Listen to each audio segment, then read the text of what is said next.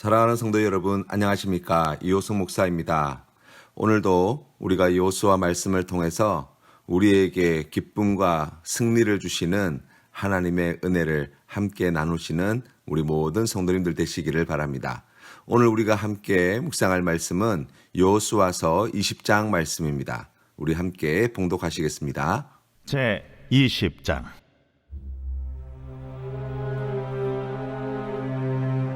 여호와께서 여호수아에게 말씀하여 이르시되 이스라엘 자손에게 말하여 이르기를 내가 모세를 통하여 너희에게 말한 도피성들을 너희를 위해 정하여 부지 중에 실수로 사람을 죽인 자를 그리로 도망하게 하라. 이는 너희를 위해 피의 보복자를 피할 곳이니라. 이 성읍들 중에 하나에 도피하는 자는 그 성읍에 들어가는 문 어귀에 서서 그 성읍의 장로들의 귀에 자기의 사건을 말할 것이요 그들은 그를 성읍에 받아들여 한 곳을 주어 자기들 중에 거주하게 하고 피의 보복자가 그의 뒤를 따라온다 할지라도 그들은 그 살인자를 그의 손에 내주지 말지니 이는 본래 미워함이 없이 부지 중에 그의 이웃을 죽였음이라. 그 살인자는 회중 앞에 서서 재판을 받기까지 또는 그 당시 대제사장이 죽기까지 그 성읍에 거주하다가 그 후에 그 살인자는 그 성읍 곧 자기가 도망하여 나온 자기 성읍 자기 집으로 돌아갈지니라 하라. 이에 그들이 납달리의 산지 갈릴리 게데스와 에브라임 산지의 세겜과 유다 산지의 기럇 아르바 곧 헤브론과 여리고 동쪽 요단 저쪽 루벤 지파 중에서 평지 광야의 베셀과 갓 지파 중에서 길르앗 라못과 므낫세 지파 중에서 바산 골란을 구별하였으니 이는 곧 이스라엘 모든 자손과 그들 중에 거류하는 거류민을 위하여 선정된 성읍들로서 누구든지 부지 중에 살인한 자가 그리로 도망하여 그가 회중 앞에 설 때까지 피의 보복자의 손에 죽지 아니하게 하기 위함이라. 정의의 여신은 한 손에는 저울을 들고 한 손에는 칼을 들고 서 있습니다. 특이하게도 눈에는 안대를 하여서 앞이 보이지 않지요. 정확한 저울의 추만 바라보겠다는 것이지요. 그것을 통해서 정확한 판단 그리고 정의를 이루겠다라고 하는 그러한 뜻으로 보여집니다.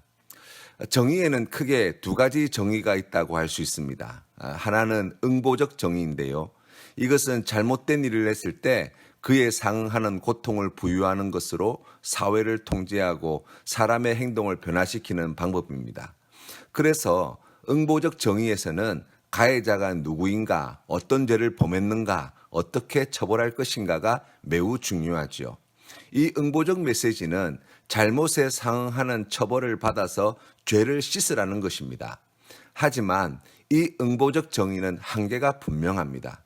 여기서는 가해자에게 초점이 맞추어져 있어서 정말 고통당하고 있는 피해자는 소외당하기가 쉽지요. 그리고 처벌만이 능사가 되어서 법과 원칙의 적용이 중요하게 되고 정작 당사자에게 필요한 것이 무엇인지는 외면당하기가 쉽지요. 또 피해자와 가해자가 아니라 제3자가 주도하게 되고 또 여기에는 비용이 많이 발생하게 됩니다. 하다못해 소송을 걸 때에 변호사를 세우는 것만 생각해 보더라도 얼마나 많은 비용이 발생하는지 모릅니다. 뿐만 아니라 이와 같은 응보적 정의는 관계를 단절시키고 공동체를 파괴시키지요. 또 낙인 현상과 같은 그러한 것들로 말미암아서 이 교정의 문제에 있어서도 많은 문제점을 안고 있다고 할 수 있습니다.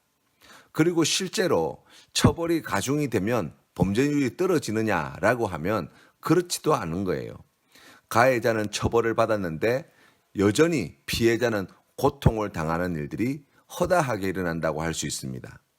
이에 반해서 회복적 정의는 응보적 정의가 분명한 한계가 있기 때문에 가해자와 공동체가 함께 피해자의 피해를 다시 회복할 수 있도록 돕는 일련의 과정을 통해서 정의를 회복시키는 방법이라고 할 수 있습니다. 안전하고 평화로운 공동체를 만드는 그러한 지혜라고 할 수 있지요. 이 회복적 정의에서 중요한 것은 누가 피해자인가, 어떤 피해가 발생했는가, 피해자의 회복을 위해 필요한 것이 무엇인가 라는 것에 대해서 진지하게 고민합니다. 피해자 회복을 위해 필요한 것은 피해 보상과 함께 무슨 일이 일어났고 왜 일어났는지, 그리고 그게 피해자에게 일어난 이유와 피해자가 왜 당시 그렇게 행동을 했는지, 사건 이후 어떻게 행동하며 살아가는지, 이런 일들이 일어난다면 앞으로 어떻게 행동할 것인지, 이런 많은 이야기들을 하게 되지요.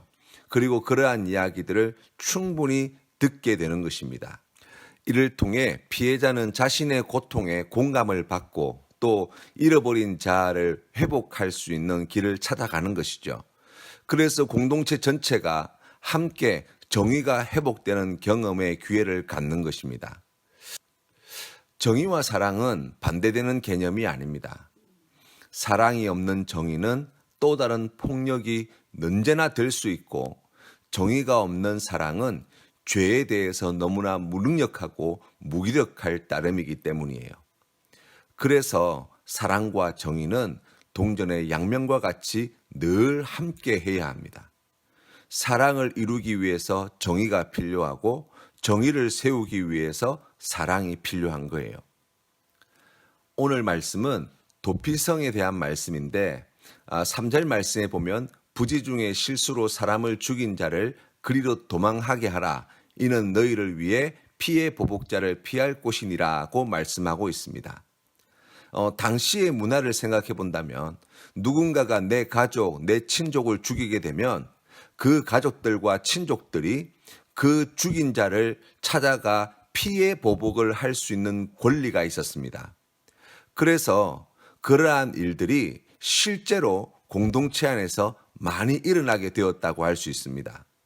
그런데 오늘 성경 말씀에 나와 있는 도피성 규례를 살펴보면 원하지 않는 그러한 일들로 말미암아 사람이 죽는 일이 벌어지게 되었을 때, 다시 말하면 그 사람을 죽일 의도가 없이, 그 사람을 죽일 생각이 없이 벌어지게 된 이와 같은 일들에 대해서 하나님께서는 그러한 마음의 중심을 보시고 살인죄에 해당되는 죗값을 받기를 원치 않으셨다고 말씀하고 있는 거예요. 부지 중에 실수로 사람을 죽인 사람은 한편으로는 가해자임과 동시에 우리가 또 다른 한편으로 생각해 보면 또 다른 피해자도 될 수 있다는 것을 이해하게 됩니다. 그럴 뜻이 없었습니다. 그런 마음도 가지지 않았습니다. 그런데 정말 원치 않게 이러한 결과들을 맞이하게 된 거예요. 때문에 하나님께서는 그 또한 보호받아야 할, 그리고 회복되어야 할 하나님의 백성으로 보고 계시다고 말씀하고 있는 거예요. 우리 주님께서는 누군가를 미워하는 마음만 먹어도 그것을 살인죄에 해당한다고 말씀하셨습니다. 결국 죽이고자 하는 마음이 죽이는 행위로 나타나게 되는 것이죠. 그렇기 때문에 죽일 마음이 없이 행한 일들로 원치 않는 결과를 보게 된 사람들에 대하여 하나님은 그의 사랑과 하나님의 정의를 세우기를 원하셨는데, 그것은 그들을 보호하는 방법을 통해서 그 사랑과 정의를 이루기를 원하셨다는 거예요. 이 도피성 제도를 통해서 하나님이 얼마나 우리의 생명을 귀하게 여기시는지 알게 됩니다. 또한 당시 문화에서는 누군가 우리의 친족이나 가족을 죽이게 되면 또 가족과 친지들이 그 피를 보복하여야 했는데, 그것은 엄밀한 의미에서 또 다른 살인에 해당한다고 할 수 있는 거예요. 그와 같은 비극적인 일을 하나님께서 막기 위하여 이 도피성 제도를 만드셨다는 것을 알게 됩니다. 우선 도피성에 들어가기 위해서는 먼저 성읍들의 장로들에게 그가 저지른 죄를 고백해야만 했습니다. 자신이 무슨 일로 여기에 왔고 어떠한 일이 있었는지 자세히 말하게 하였지요. 하나님은 우리의 모든 죄를 용서해 주시는 분이십니다. 예수 그리스도를 십자가에 못 박아 죽이시기까지 우리를 사랑하신 하나님께서는 우리가 예수님의 이름으로 회개하기만 하면 우리의 모든 죄를 사해 주십니다. 그렇기 때문에 죄를 고백하는 것은 죄를 용서받는 데에 너무나 중요한 과정이라고 할 수 있는 거예요. 사랑하는 성도 여러분, 오늘 이 말씀을 통해서 우리가 다시 한번 하나님께 우리의 죄를 자복하고 회개하는데 힘쓰는 오늘이 되도록 우리가 다시 결단하며 나아가기를 바랍니다. 두 번째로 과정을 살펴보면 그들을 성읍에서 받아들여서 한 곳을 주어서 자기들 중에 거주하게 하여 피해 보복자들로부터 보호하라고 말씀하셨습니다. 실수로 사람을 죽인 자라 할지라도 그들에게 하나님께서는 인권을 보장해 주기를 원하셨습니다. 자신이 죽일 의도가 없이 실수로 사람을 죽인 자라는 것을 인정받으면 반드시 그 성읍의 장로들은 그들이 거할 곳을 마련해 주어서 재판을 받은 후 그 성에서 보복자로부터 보호를 받게 해 주어야 했습니다. 한 사람의 생명을 귀하게 여기고 한 사람의 인권을 책임지시는 하나님 나라 백성의 공동체의 모습을 우리가 이 말씀을 통해서 보게 되는 것이죠. 세 번째로 회중 앞에서 재판을 받을 때까지 혹은 대제사장이 죽을 때까지 성읍에 거주하고 난 뒤 다시 본인의 성읍으로 돌아갈 수 있었다고 말씀하고 있습니다. 하나님이 우리의 죄를 다루시는 방법 가운데 징계가 있습니다. 잘못한 죄에 대하여 하나님은 아버지가 아들을 징계하심과 같이 징계를 하십니다. 징계의 목적은 다시 죄를 짓지 않도록 하기 위함이고 거룩한 하나님의 백성으로 회복시키기 위함입니다.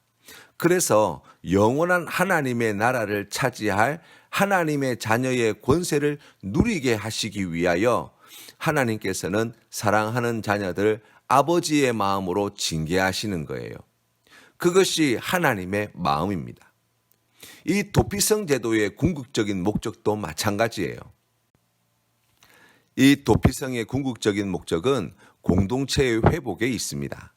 불행한 죽음으로 인해 도피성에 피신했던 하나님의 백성이 다시 하나님의 주신 기업으로 돌아가도록 만드는 제도가 바로 이 도피성 제도예요. 하나님 백성으로서의 삶을 회복시켜 주시기 위한 목적, 바로 그것이 도피성 제도예요.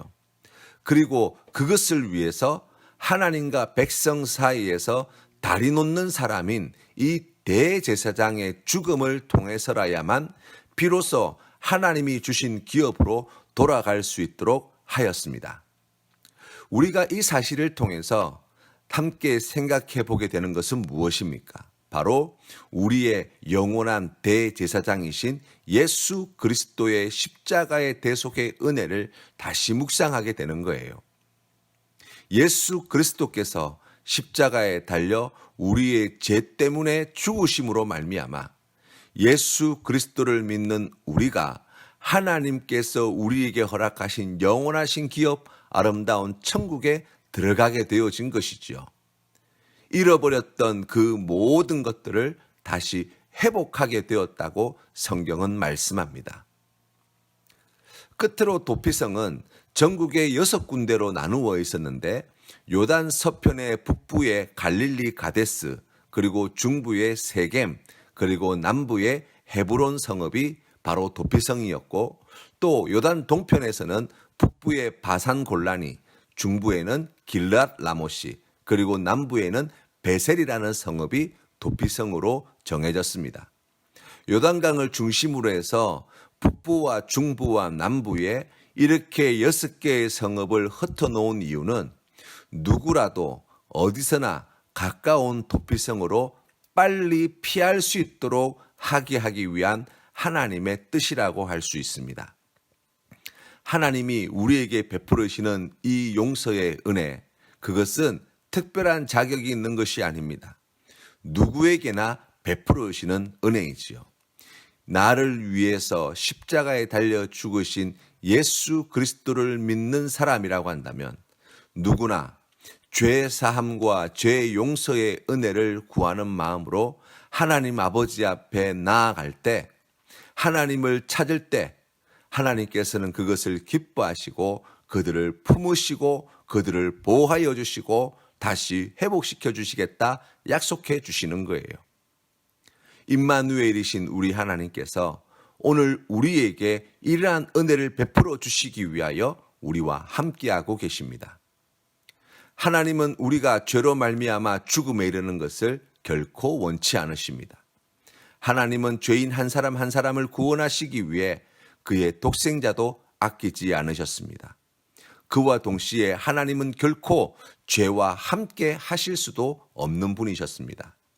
그래서 예수 그리스도를 통해 우리의 죄를 사해 주시기를 원하셨고, 예수 그리스도는 우리에게 영원한 도피성이 되어 주시는 것입니다. 예수 그리스도에게 피하는 자는 누구든지 죄의 용서를 받을 수 있습니다. 죄로 말미암아 잃어버린 하나님의 영원한 기업을 다시 회복시켜 주십니다. 이 은혜를 믿는 믿음으로 오늘도 주님께 달려가 엎드려 회개하고 용서받아 하나님이 주시는 기쁨과 평안을 누리시는 우리 모든 성도님들 되시기를 주님의 이름으로 축원합니다. 오늘 우리가 함께 부를 찬송은 찬송가 305장 나 같은 죄인 살리신입니다. 우리 함께 찬양 드리겠습니다. 나 같은 죄인 살리신 주 은혜 놀라워 잃었던 생명 찾았고 광명을 얻었네. 큰 죄악에서 건지신 주 은혜 고마워. 나 처음 믿은 그 시간 귀하고 귀하다. 이제껏 내가 산 것도 주님의 은혜라. 또 나를 장차 본향에 인도해 주시리. 거기서 우리 영원히 주님의 은혜로 해처럼 밝게 살면서 주 찬양하리라.